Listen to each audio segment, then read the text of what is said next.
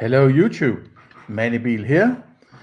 I am heading into my second part of my discussion of an old video by Stefan Molyneux from 2015 called Is Morality Subjective? Nihilist versus Philosopher. And last time I managed to get to about the 12-minute mark in the video, and I had spent 1.5 hours commenting. So I'm making this part 2, and who knows, maybe further parts are needed to get to the bottom of this video. At least I am sort of surprised at how much I can actually talk about these things. Not that I can talk about these things, but you know, there's usually a lot. An experience I have when listening to Stefan Molyneux's videos is there's always a lot to sort of unpack. Some things are seen as givens, and some definitions of words are supposed to have a certain understanding that might not be that clear, and so on. So, his metaphysics and his epistemology has never been sort of clear-cut presentations of any kind, or you can't go and look and see this is where my epistemology is at the moment, and so on, right? So that it's and then it's a debate with sort of underlying agendas that I also try to get at. So there are a lot to unpack in a video like this, and this is one of those videos that are compact, really, with a lot of sort of underlying information or underlying misunderstandings or confusions about philosophy, so that I find important to get to, right? Okay, so I think I got around this point in the first video, and let's see if I can head further on. Begun hot wax dripping down in uncomfortable places, but it's not rape anymore. So these are self-detonating categories. Okay, so that's the situation is you are having sex with another individual, and at some point the other person will have the idea this is no longer sex, now it is rape. And what Stefan Molyneux implicitly is saying, that the other person, or if there are more than one other person, right, but usually it's two persons, right, the other person is aware that the first person is now going from sex to rape, right? Or having the idea that this is now no longer sex, now it is rape. But how does that other person have that insight? How do they get that insight? I mean, yes, if the other one, if I was the other, let's say, just for the sake of thought experiment, right? I was the other one looking at this person having this transitional idea of what is going on. If that other person starts to scream and shout and try to get away, and and that is how I interpret the exit, I would start to think there's probably something here, right? Yeah, but that is one thing, that the evidence and logical sort of empathy things going on. That's fine. That's why we have empathy, so we don't unnecessarily hurt other people, right? But what he is trying to get at is this fairy tale land of objectivity. I'm not saying objectivity is impossible. It certainly is possible, but it's a very much more rare occurrence than he is trying to pull, which is that the other person, the onlooker, or the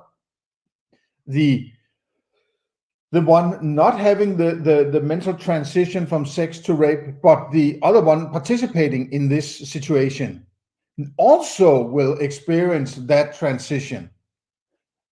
That other person do not experience that transition because they do not have that experience. They only have the evidence. And that's this kind of jumping between knowing things and having evidence of things. That is very, very problematic, because you can't use the scientific method to say, this is rape, right? Exactly. Also because you say it's a state of mind. And if unless you're raping yourself, right? You don't know how to sort of stop the pointing out the rape unless you can talk to yourself, right? You can only say, I don't want it, I don't want it, I don't want it, right? But that's not the same as the other one having knowledge of your understanding of the situation. You never have, no one has, except their own experience. But if they are not the one feeling the rape, they are not in a transitional state of understanding of the situation. They only have the evidence to go from. And that's not knowledge. I pointed out that several times, that evidence is not knowledge. If I try to go to Africa to see an elephant, if I see elephant tracks and an elephant corpse or something, a sign that says go that way to the elephants, I have a lot of evidence, right? But that evidence is not elephant. It's not elephant. If it's elephant, I want, right? And when I get out to the plains and I see there's an elephant, then I have knowledge of the elephant, right? But I'm the only one that has that knowledge. I'm the only one having that knowledge. If there's somebody standing beside me, I don't know if he experiences elephant, right? I can possibly, piece things together and make it very likely that when he sees, elephant, is probably experiencing elephant. Otherwise, he's a very, very good liar, right? If he can point out what I experience without himself experience the same thing. Okay, so let's head on. Categories that don't exist when you take an axe to a tree, because a tree is not a moral agent by which you are universalizing the act of hitting something with an axe. And I understand the contradiction, but that's if you presuppose that the definition of universally preferable and enforceable through violence is good, or the opposite. But if you just I don't understand that part. Well, it's actually directly from your book. It's the first category. You said it is good, universally preferable, and enforceable through violence, such as don't murder. Now, but that's if you put it in the context of good. You're only defining it's in a void. I mean, if you put that in a void, if you put universally preferable and enforceable through violence, then you can't. How do you ascribe universally preferable as good? Universally preferable for whom? Universally preferable No. for what goal? No. Yeah, but that's also one of my critique points of his philosophy. It is as if he's just, using words, and he's in the clouds, sitting here and moving around the words and say, universal preferable behavior. And then he comes down to earth and says, well, universally preferable behavior. People saying, what are you talking about? I'm talking about universally preferable behavior. But I want to have a discussion with, you proved me, right? It's like, what? Where did that come from, right? So I think that what the caller is trying to get at, which is having a bit of a hard time explaining, and this is my interpretation, right? He wants a connection between his experience and the moral content of that experience, right? Which you apparently can point to and say, objective morality over there. Look, there it is, right? And that is also, if you do not explain how you do it, and you don't, even if you think you do, using these, UPB arguments or universality or preferability or behavior arguments, you jump Hume's Izzard gap by saying, murder, right? You're taking in the word murder, which is already a term that has moral content, without pointing out what the immoral content is. And as far as I remember, something that these are things that people tend to always consider immoral or moral content. Who gives a shit what people think, right? That's not philosophy. That's actually a very serious fallacy. So He's getting at where is that moral? When I am in the world, where do I see this morality? Where is it? What is it? This objective thing, where is it? Huh? I need to experience it. You say I can experience it somewhere. Tell me where the fuck it is. No, stop. For whom, you don't understand what the word universally means, okay? Okay, now he's getting pissed, right? See, now he's getting pissed. He's like, you stupid little freak, right? You little nihilist. Oh, I hate nihilists. Oh. Now getting pissed that people don't just accept his words as gospel, right? He has not done anything to try to help this young man understand his bloody, stupid UPB theory, right? He hasn't even pointed out that he's not talking about moral principles. He is talking, even though he pulls out the NAP, but that is a framework for judging moral principles and moral statements or whatever his term is. So he should keep saying, no, I don't have the moral principle. You have to find that yourself. He keeps talking meta-ethics while this young man wants to see there are people in the world and there are things in the world and I am in the world. How do I make sense of what you're saying with my everyday life, and why should I do this compared to that? And isn't it up to me, in my personal opinion, whether or not I want to go there instead of going there? And then he said, no, it's not philosophy if it's subjective. And no, you don't understand. You're kind of stupid. You don't understand universality. But if I am a moral agent, as you have the term you used, I am an individual being able to act in a moral way or avoid acting in an immoral way. Then point to how I understand whether or not that is moral or not, right? It's not universal. I'm not everywhere in the sort of universe at all times, right? So I'm just me, right? Okay? And that's the same, I suppose, for every other individual in the world.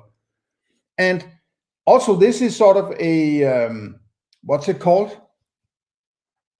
When you sort of you're trying to, it's probably is a sidetracking of the discussion to find what he's trying to, Stefan Molyneux seems to be trying to doing now is finding some way that the caller uses the words in a way that could sound like he hasn't the right understanding of what UPB is, and then he goes for this. The jugular says, "You don't understand this. No, that is wrong. According to my book, it says," and then he will sort of slap him with misunderstandings of his book until he says, "Well, you don't understand my book, so get the fuck out." Right? That's sort of what I'm hearing now. You can't say universally preferable for whom. It's like saying all mammals are warm-blooded. Well, which mammals? It's like, well, no, there's a category for everyone, right? So universally means universally. Now, good. Universally means universally. Okay, it's so much clearer now. Universally means universally. Okay, yeah. Okay, I got it. Yeah. As a function of universally preferable behavior, it's a shorthand, it's a good or moral or whatever it is to conform to universally preferable behavior. Or if you have a system of ethics that conforms to universally preferable behavior, the way that you would shorthand it to the population is good. In the same way, a goodness or virtue or whatever it is. In the same way that if you... Virtue, no. Virtue is not necessarily has directly comparable to morality. No, I would distinguish between those two, but that might be for another podcast. You have a hypothesis and a set of experiments and reproducibility that conforms to the scientific method. That's called valid, or that's called science, or that's called proven, or whatever it is, right? You don't have to use the same terms for everything. As I pointed out earlier, several times, there's no connection between the scientific method and morality, except that when you need to go for objectivity, and even that's not correct what I'm saying there. If you want, it's a part of rationality. Science is a part of rationality, right? If you have the idea that angels will come with dinner for you each night, and you just keep waiting for this dinner, then you'll die, right? So it's not rational to have the reasoning that says angels are going to come with your food, right? It's more rational to say that I'm probably going to have to go find some food, right? So that kind of rationale, and that is the science you do, is what you're planning ahead in the near future for your specific goal, which is a rational goal. That's the reasoning you do about something that is valuable to you, right? So, but science has nothing to do with what you plan to do morality has nothing to do with what you're planning to do in the future, except when you are in a specific situation in the future. It may be that it's immoral, but that's not the scientific method. That's why you need ethics. That's why you need a moral principle to say, oh, no, I'm in a situation here. I'm in my car and there's a giraffe and 2,000 nuns. What am I going to do now? That wasn't a part of my science, right? So, all the time.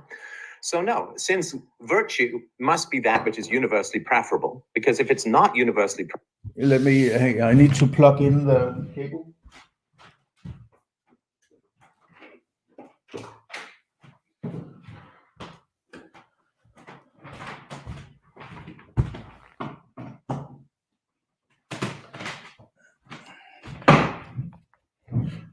Sorry about that. I always forget that bloody cable. It would be so stupid running out of juice in the middle of it. So preferable.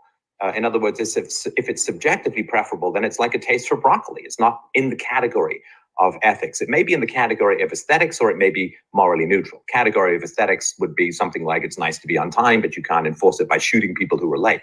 Now, I don't get this. I don't get his understanding of the difference between subjective and objective. All my experience is my subjective experience. I mean, but what else could it be? I'm the one having the experience. Nobody can tell me that this part of your experience should be treated as something that is, quote, objective, and this other part should be treated as something that is subjective. Who the hell can tell me that? Who the hell got that knowledge way back in time, or is it only you that has that knowledge and telling everybody else? Or what? How do you? If it's not based on it's not propositional, this objectivity, then everything you experience is your subjective experience, and that is the base of your actions in the world, right? So unless you agree with somebody else on some experience or there's some object in the world, you could call that objective. But if that's not the case, everything you experience is subjective. There's nothing wrong with being subjective. That's a very important aspect of being a human being. This is your subjective experience. What I think you may be thinking is the subjective is just it's my opinion that that's a tree, right? Or something like that. But then we have to distinguish maybe between which things that can be objective potentially and things that can only be subjective and never become objective. Things that are only a representation in your mind, or things that are not a representation of something outside your mind, but only something going on in your mind. Like if you feel hungry, you can't objectify that because it's a feeling that is particularly only to your body, right? Nobody can sort of sense your feelings in your body or in your brain, right? So you're alone with that subjective experience. But it's still philosophy, in my opinion, because you have to think about your hunger feelings or whatever internal stuff, just as an example, right? But if it's I think there's a deep chasm, a deep problem in the understanding of objectivity and subjectivity, which confuses so many things in UPB that it's near impossible to get a footing or an agreement of what we are talking about. And furthermore, if Stefan Molyneux' idea of objectivity is that he is experiencing this objectivity over here, he has some subjective stuff that he keeps to himself, which is not philosophy, is not qualified to be philosophy, but this objective thing he knows about. And if you disagree about this objective thing, he's going to say to you there's something wrong with you. You're just out to manipulate him or something like that. That's an artifact of bad metaphysics. It's simply incorrect metaphysics that leads to this notion that you have access to this collective, objective realm that all these subjects seem to be a part of, but they just sort of tend to misinterpret this objective thing and then think that it's all subjective, and then they're the nihilists and whatever, right? No, we are all subjective. What we do is we try to get an agreement upon what is objective. There is none of each of our subjective experience that can be, raised to a standardized objective level that everybody else should follow, which is actually the same as saying it's an authority. It's authoritarianism, right? It's saying, I know what is out there, and if you agree with me, there's something wrong with you. You should be put in, philosophy jail, right? Okay. So it may be neutral, like running for a bus. Is it good or bad? Who knows, right? It may be aesthetically preferable, like being on time or being polite or whatever. Running after a bus? But I'm uncertain now, but is that purely subjective, running after a bus?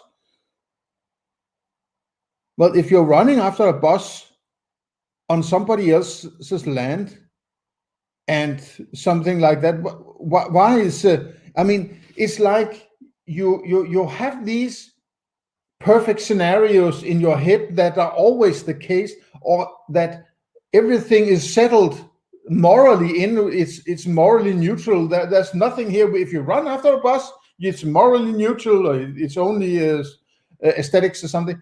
No, that's not how the world works, right? Why is that running after a bus all of a sudden, devoid of morality, right?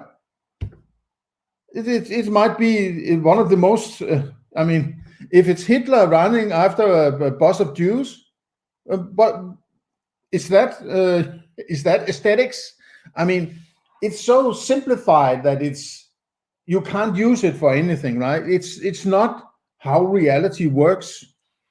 Or it may be universally preferable, like don't initiate the use of force, keep your contracts and stuff you've agreed to, and so on. Don't steal through contract.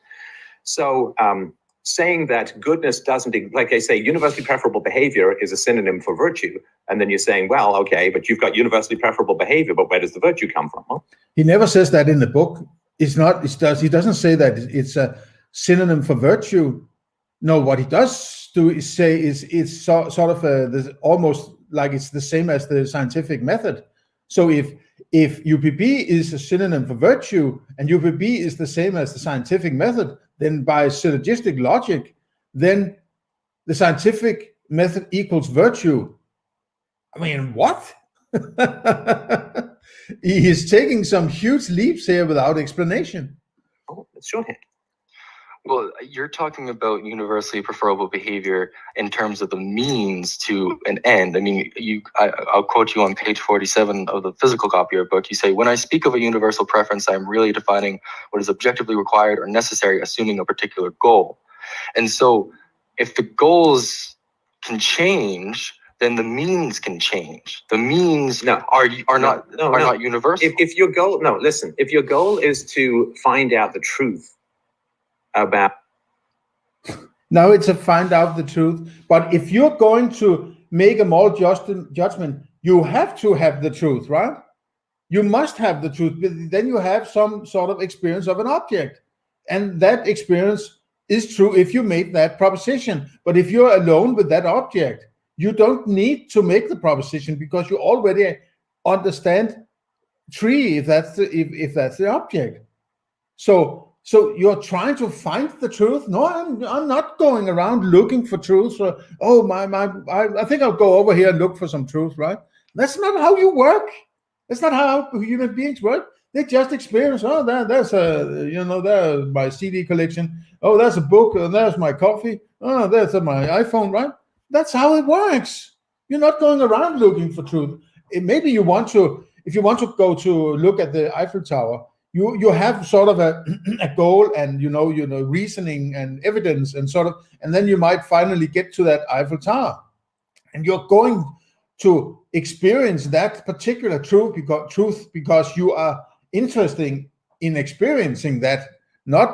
And it needs to be true that if you make that proposition for you to have the experience, otherwise you wouldn't be having the experience and your proposition would be false then, right? Maybe you would keep looking. You might look for the tower in the wrong place or something, right? Out the physical nature and properties of the universe. So he knows the nature of the whole universe. Of course, I mean, he's like, the philosopher God who has come down to everybody telling this is how the universe is. It's logical, it's empirical, it's everything, and you better apply this in your life. Otherwise, you are sort of a nihilist, stupid, subjective who thinks that subjectivity is philosophy. Then you have to use science. Yes. Right now, you can change those goals, but then you're not going to find out the truth about the universe, right? Of course, you can change the goals, absolutely. But like, if my goal is to walk from New York to Toronto, I'm going to head north-ish, right? Now, I can head south-ish, but then I'm not going to get to Toronto, right? So, yeah, of course, the goals can change, but that doesn't mean that somehow you're still aiming towards ethics if you're coming up with a hypothesis or a theory that violates universal UPB. But you're still assuming that ethics you still assume that ethics exists before that. I mean, what happens ethics does not exist. See, here's the thing, right? I'm sorry. And I say this. That was again. Now he found something where now we can attack him for you don't understand this. So he is very. As soon as you say something that could just slightly, he just he stepped left where he should have stepped a little right. And he used the words in the wrong way that made sound that could be presented as if the caller is sort of stupid and don't understand these basic things. And then he goes for the killing, right? Now he's going to tell him how stupid he is. I say this so many times in the book, and I have said this so repeatedly in this show that I can only assume you're either new to the conversation or only skimmed the book. So what? If it's new, you're new to the conversation.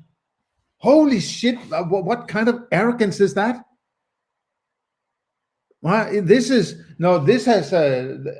started to feel like an underlying agenda, that this guy is being used because Stefan Molyneux has realized that his freaking UPB does not work. Nobody takes it seriously.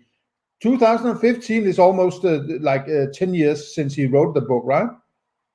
And he knows nobody going to take this seriously. It's a piece of junk, right? But his business model needs this rational secular ethics, right? So he needs to defend it whether or not it's actually good philosophy. He needs to have it, otherwise people will say, where's your ethics, right? And then the whole structure will crumble, and he's meticulously built up this cult of following and donations, and he can sit there and count his crypto. And he has he has fenced himself into this UPB area that if you get in here, you have to accept this. And if you don't, you're being kicked out, right? So this is the kick out, for me, the UPB kick out moment when he's saying, fuck everything. I can see that this is not going to work. And I'm going to attack anybody who attacks. I'm going to find some way to make them look like they're idiots who don't understand this, and then get them sort of thrown out of the system, right? And sort of rally the others to say, wow, the other was that, what an idiot. What an idiot. Oh, thank God we got rid of him, right? Out of the inner circle. And let's stick to our, defenses and, these terrorists, these edgelords coming to, attack us, right? And this is sort of the moment I feel where this is sort of out in the open, right? Ethics does not exist any more than the scientific method exists. I've read your book 3 times. Okay, but you know then I keep saying ethics doesn't exist, right? Yes, Virtue but doesn't it's exist. He actually doesn't keep saying that directly. He may be saying it indirectly using in the terms he used, but he talks about, does truth exist, right? And existence of truth and so on. But if ethics doesn't exist, truth can't exist either. So he makes it sound here like he's very clear cut in the book, which he isn't. He has practically no definitions of anything, and those few definitions he does have, they are so elaborate and convoluted and compartmentalized that nobody can. If he understands what he's written, well, okay, good for him. But I would believe that no one else does, unless they have the same kind of freaky understanding of ethics and objectivity and subjectivity and knowledge and so then they may say, yeah, I understand what he's saying, but you need to have that incorrect understanding of things to understand it or have any chance of understanding. Normal people would not have any chance of understanding what he's saying, because words are not defined, terms are not defined. They pop into the book like 30 pages in. He started to use a new term, and where did that come from, right? So there's nothing he says repeatedly in the same sense as he says about ethics, that it doesn't exist. Well, if ethics doesn't exist, how can it be objective, right? How can you have any freaking objectivity with ethics if it doesn't exist, right, in your freaky objective world? So you're just saying it is objective. Otherwise, it's floating in some third realm that nobody has any access to. If it doesn't exist, it can only be subjective. It is absolutely and utterly subjective, right? It's unbelievably stupid. It's not meant as an exists in physical reality. Is there an existence outside of physical reality that I'm not aware of? No, because existence would be a good idea to label as that which you can experience as objective. All which can be objectified between two or more individuals is reality. The rest is purely your subjective experience. But that doesn't mean that which can be objective is arriving to you as objective. It's still a subjective experience, but you can still, because it's something that is outside yourself or representation of something outside yourself, you have the ability to agree with somebody else about it, right? And it's that agreement that can ultimately become objective. But it's a difficult agreement because you do not have access to other people's experience, so you can never check whether they're lying. It exists as a concept, I'm not trying to get into a metaphysical debate. I'm just talking about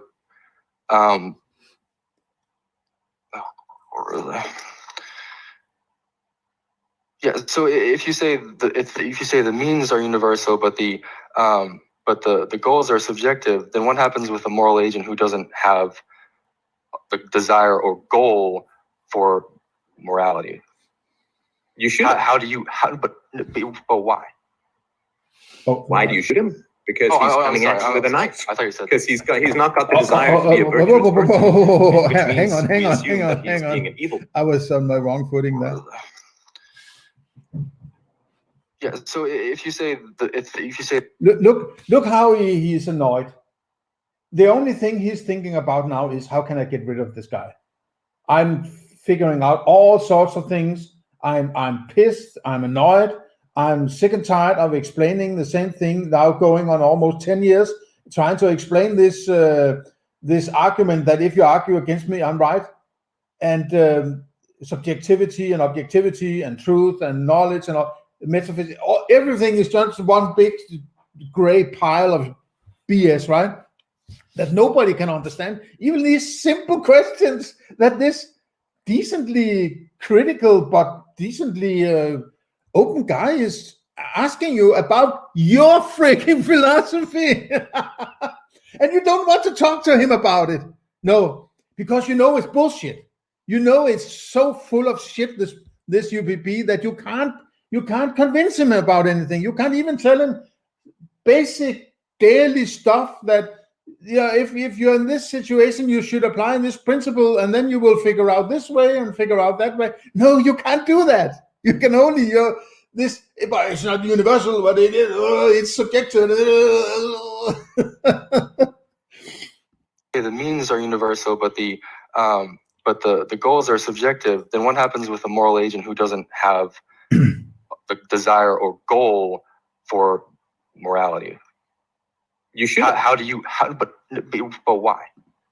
He said you shoot him. But how do you know that he doesn't have that? How do you know, Mr. Molyneux? You're going around shooting people. You're saying you're not being moral, I'm going to shoot you, right? Is that what I would be a little more careful about how I put my words, right? You look very seriously, looking straight into the camera, and I'm going to shoot you. Holy crap, man. He's losing it, man. Why do you shoot him? Because he's coming at you with a knife. I thought you said... Who said he's coming at you with a knife? Well, how did it... Yeah, okay, so he's coming at you with a knife. That's because he's a butcher. And your wife told him to come and, cut up the pig that he slaughtered yesterday that you didn't know about, right? So he's coming at you with a knife because he's going to slice up that pig. Oh, so you shoot him. Of course. That poor butcher, he got shot because he wanted to help you, right? But you shot him because you thought he was coming at you and your children or something with a knife. So how do you know? How do you know if you can shoot people, right?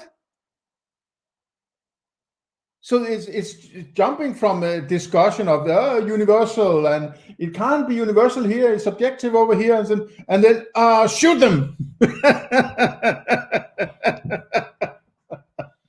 Holy crap, man. I urge you to not take this man serious. He is freaking crazy, right? He does not know what he's talking about. He has no clue what he's talking. He thinks the most problematic people in the world are those who think they are certain on something, and they are not. And they won't accept any argument to the contrary. These people are, when they start to say, I can shoot this and I can shoot that, they're dangerous people. Seriously dangerous, mentally ill, narcissistic, slightly psychopathic people, right? Because he's not got the desire to be a virtuous person, which... How do you know? Because he has a knife in his hand? That means, you're not being virtuous. But virtue, was that aesthetic or was that morality? No, this virtue thing just pops out. You didn't talk, you might have mentioned the word virtue in your book, but I don't remember it putting in any relation to morality as such that I can think of as certainly not a definition of things, right? He's not being virtuous. How do you know? Tell people how you know that this guy is not virtuous, or he is not following a moral principle, and you can shoot him. This is serious stuff, right? You can't just go around saying to your callers that you can shoot people. Are you fucking crazy?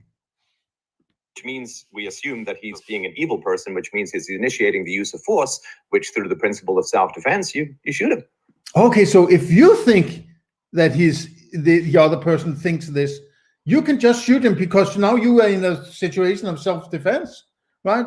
What if he shoots you first because he thinks you're aggressing on him?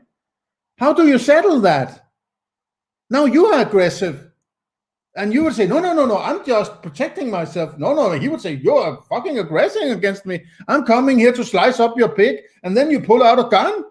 Are you fucking crazy? If that's all you can do, if you can't get It's away. no longer. with it, It's right? no longer. There is no, for the person who doesn't desire morality. There is no universal preference. I don't know what you mean by doesn't desire morality. I don't know what is that. Give me an action, because we're talking about behavior. Give me an action. No. You're not allowed to do that, Stefan Molyneux. You can talk about behaviors. You cannot talk about action, you pathetic loser of a philosopher. You can only talk about behaviors, and behaviors are categories of actions. They are not specific actions, right?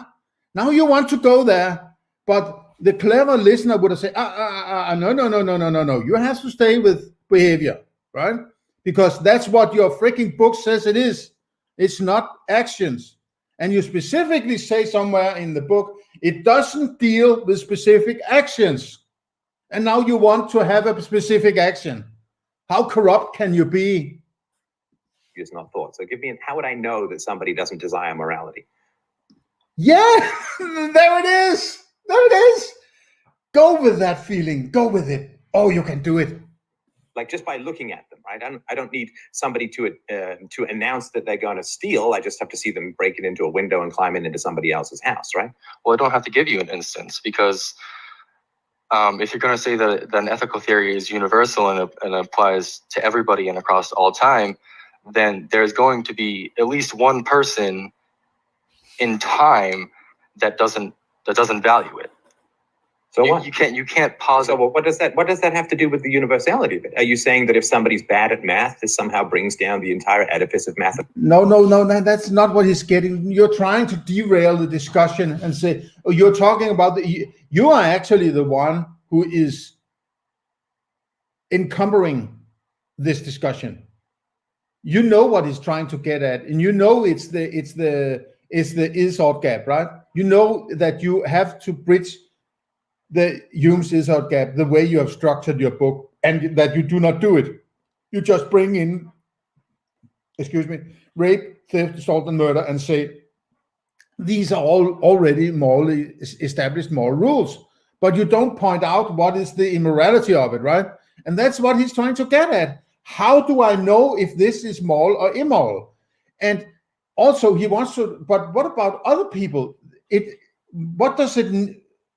I'm going to adhere to a moral principle, what does that make me if nobody else does? And they just do whatever they want. Why would I adhere to a moral principle if nobody else does it, right? I think that's the core question really that he's going for, is why would I want to do it if nobody else does it, right? Somebody else is not, exactly. But that should be a part of the moral principle, that when you understand or have read the moral principle, that it's sort of, when you think about how it's applied, you can see the future of how it may change human interactions and sort of spread like, a wildfire, right? The jungle drums or whatever. And if you don't have a moral principle, you don't really have anything to talk about, right? And Stefan Molyneux does not have a moral principle. He's just, pulling out the old non-aggression principle and say, I had this already when I started writing the book, and I couldn't find any flaws in it, so I guess NAP is all right, right? That's all he's got, really, right? He didn't create his own moral principle that says this is how you should judge your actions or prepare your actions so you stay on the moral side of things, right? He didn't do that. He writes his ethical framework and then stops like 10% or after 90% towards the goal and say, now you do the rest, right? You figure out a moral principle and then run it through this UPB, instead of him going all the way like a good ballsy philosopher would do and say, this is the moral principle, done, right? Follow this. I'm going to do this. See how I'm applying it in the world today in the way I'm living. But he didn't do that, right? So he really doesn't have anything to tell people about how to behave in the world, because he has never made a moral principle. Mathematics? No, I'm saying, or somebody doesn't learn language. Like, I don't know Mandarin. Does that mean Mandarin doesn't invalid for the billions of people who speak it? No, it's not invalid. What does it matter if somebody doesn't accept a certain moral standard? I mean, that doesn't have any validity on the like. No, but then you should enlighten the caller on that specific moral principle you are talking about, which I guess you aren't talking about a specific moral principle. But if you were, you would say, okay, but you see, if you apply this moral principle this way, then you would be able to do things that way, and you could do it this way, and then it will result in this situation where you will avoid this, and you see sort of a stepwise walking through the principle, see, and then the caller might say, yeah, that sounds like that could work, right? So that would be what you would do if you had a moral principle, but you don't. So all you can talk about is universality and preferability and behaviors and not actions, mind you, right? Please. And say that if you argue against me, you're proving my theory, right? That's all you can do. You have nothing to offer, really. Lots of people reject science. That doesn't mean that science becomes less valid or valuable. But your moral theory relies on there being some sort of objective value. Because unless there is some sort of objective value is a contradiction in terms. I know, but this is why the theory is false. Because if there is no objective value, then there are no objective means, and if there's no objective means, then the concept of see, now he's just standing there like, oh, how boring! I want to make my little step dance instead. Oh, can you get over it? Can we get rid of this guy? What can we do to get rid of him? I'm sick and tired of asking these questions about my book and my ethics. Holy crap. He's actually onto something, this caller, right? Where do you meet in this reality and agree upon how to interact? You have to have some sort of objectivity. There has to be some objectivity somewhere, in the sense that you have to agree upon what is going on and which objects are there and how they should be handled. That's what the moral principles should do, right? There must be some kind of objectivity. Otherwise, it's every man for himself, right? Because if you don't experience the same thing as I do, we can never agree upon anything. We have to be able to agree upon something in order to figure out how to deal with it. I think that's what it is. A very good question. This guy is actually one of the best callers asking about UPB that I have seen in all of the history of free domain. And he's the one who's getting the knife and getting thrown to the street because he's not asking the right questions. Universally preferable behavior is moot. Okay, so then you think that science is moot. Science doesn't exist. It has no validity and no value. But why are you... Science is not objectivity. Come on, man. If you experience an elephant and agree with somebody else on that elephant, you have objectivity about that elephant. You don't need to do science to get to objectivity about an elephant, right? What kind of science would you need to do, right? Either you experience that freaking elephant or you don't. And if both of you agree upon that elephant, you have objectivity about that elephant. Done. No. Because there's no objective preference towards science and there's no objective value called science. Objective preference? What's an objective preference now? No, preferences are objective. But you said preference is a part of UPB, right? UPB is not something that exists. So how can, if universally preferable behavior does not exist, how can preferability be objective?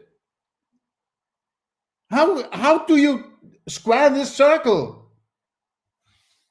Or mathematics or logic or empiricism, and therefore these things have no validity or no value. No, but science is different from ethics because it's exactly. You even, I think you use it. Universally preferable behavior is use that as an umbrella term. If universally preferable behavior is false or subjective, then the entire theory becomes subjective. Where in science, you're not. It's not the preference. Wait, hang on. Sorry. I got to just take this a step at a time. Sure. So if universal rational empirical behavior or theories about universal rational empirical behavior are somehow subjective, do you get the contradiction there? If you're claiming universality, either empirical behavior entire theory becomes subjective. Where in science, you're not. It's not the premise. Wait, hang on. Sorry. I got to just take this a step at a time. Sure.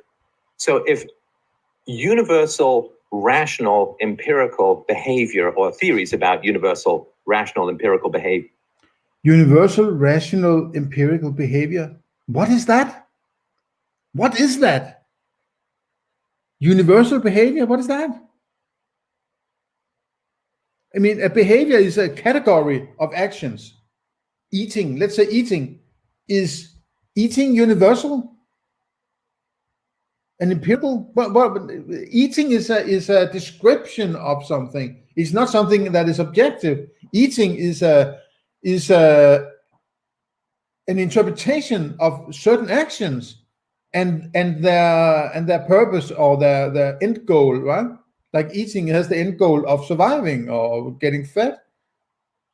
But it doesn't say if you're eating an orange or a sandwich or, a bicycle, right? So what these huge, like I have to hear it again, these huge convoluted terms that are just throwing like, arguing in 4 dimensions or something like that. Let's hear it again. Entire theory becomes subjective. Where in science, you're not. It's not the premise. Wait, hang on. Sorry. I got to just take this a step at a time. Sure. So if universal, rational, empirical behavior, or universal, rational, empirical behavior. It's like you have 4 huge, under sort of philosophical areas that you sort of bang together and say, now I'm talking about something in your everyday life. If I'm having a cup of coffee, is it okay that I drink my cup of coffee now? Is universal, empirical, rational why are you are sitting in these clouds like like it's not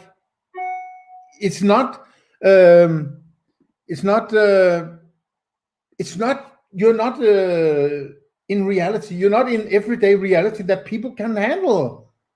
You can't these universal, empirical, rational behavior. I mean, it's like, what the fuck are you talking about? I mean, I have to be able to use it in my daily life. Otherwise, it doesn't work, does it, right? Come on, man. Or theories about universal, rational, empirical behavior are somehow subjective. Do you get the contradiction there? If you're claiming universality, either it is universalizable or it's not. If it's not, then it's subjective. It's a particular preference. I like jazz or whatever. But it's But can't other people like jazz? I really want to be the devil's advocate, right? Why can other people like can other people like jazz any place in the universe at any time in the universe history? I mean, why not? But it's the same liking by the same person that other people should like the same jazz in the same way as that person likes jazz, but they can't do that because they don't know how he or she likes jazz. So it gets like, what are we talking about, man? Can you get down to real life, please? If it's universalizable, then by definition it can't be subjective, right? If you've successfully proven that something is universal, then it is by definition objective. Because you're using a different definition of what a universally preferable behavior is. I mean, Rand used it in the universal way. She said that there was a universal value that all moral agents held, and that because all moral agents held that, you could derive a good and bad. What you're saying is that there are subjective ends and subjective goals, and that but there are objective means, and that those are universally preferable means to an end, where Rand said that there was already an objective value and that you could derive universally preferable behaviors. But if you don't have the objective value first, you can't derive universally preferable behaviors, because if they're only universally preferable to the people who hold the goal. Now, he is trying to get a sort of an understanding of how Stefan Molyneux understands subjectivity and objectivity, and nobody, I mean, even after reading the book and listening to all these podcasts and videos, I still don't understand how he understands this.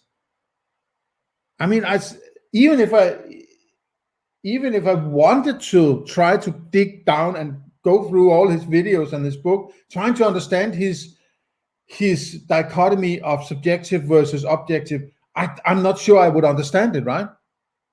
Because it's so weird and convoluted, and all these universal, rational, empirical, whatever, all these great grand terms like, encompasses the whole universe, and you're just this little ridiculous subjective speck that hasn't seen the great lines of this huge mind, right?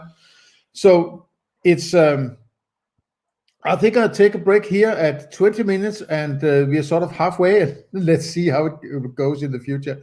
So I'm taking the stops as 1 hour should be a good stopping point. So let's check in at part 3 and see how it goes later. So have a nice day. See you soon.